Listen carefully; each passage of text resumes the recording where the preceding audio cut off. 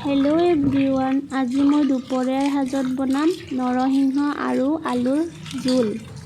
আঞ্জাখন বনাওঁতে মই বেছি মছলা ব্যৱহাৰ নকৰোঁ, চিম্পুলভাৱে বনাম।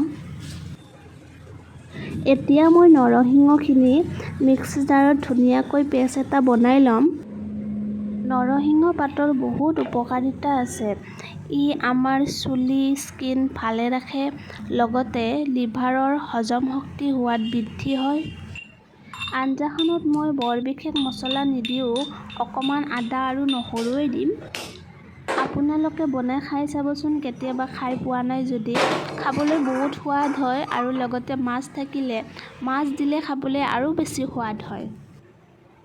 এতিয়া মই আঞ্জাখন বনাবৰ কাৰণে কেৰাহী পাতি দিলোঁ, মিঠাতেল দিলোঁ।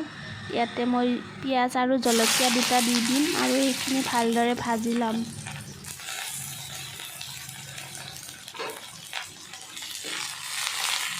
পিঁয়াজ আৰু জলকীয়াখিনি ভালদৰে ৰংচোৱাকৈ ভজাৰ পিছত ইয়াতে মই আদা আৰু নহৰুখিনি ভালদৰে ভাজি ল'ম।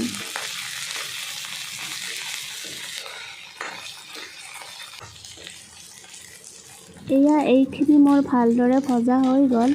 এতিয়া মই ইয়াতে দিম আলুটো মই বইল কৰি লৈছিলোঁ। এতিয়া আলুখিনি ভালদৰে ভাজি ল'ম, লগতে সোৱাদ অনুযায়ী নিমখ আৰু ৰং গুড়া দিম।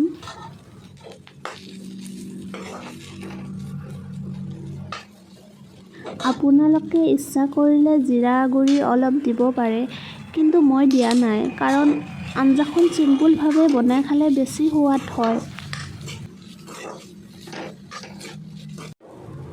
এয়া দেখিছেনে, মোৰ আলুখিনি ভালদৰে ভজা হৈ গ'ল। ইয়াতে মই নৰসিংহৰ পেষ্টটো এতিয়া দি দিম আৰু ভালদৰে লৰাই দি ভাজি ল'ম।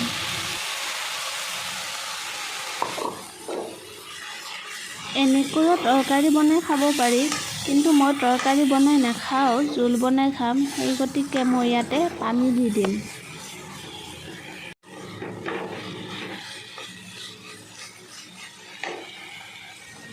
এয়া মই ইয়াতে পানী দি দিলোঁ আৰু আঞ্জাখন মই ভালদৰে উতলিব দিম।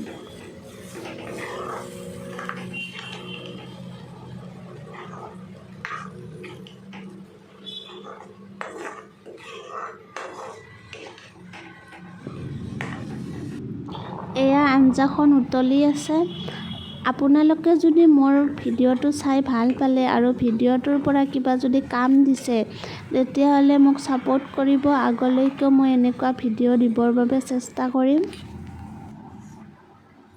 এয়া আঞ্জাখন খাব পৰা হৈ গ'ল। ভিডিঅ'টো শেষলৈ চোৱাৰ বাবে ধন্যবাদ।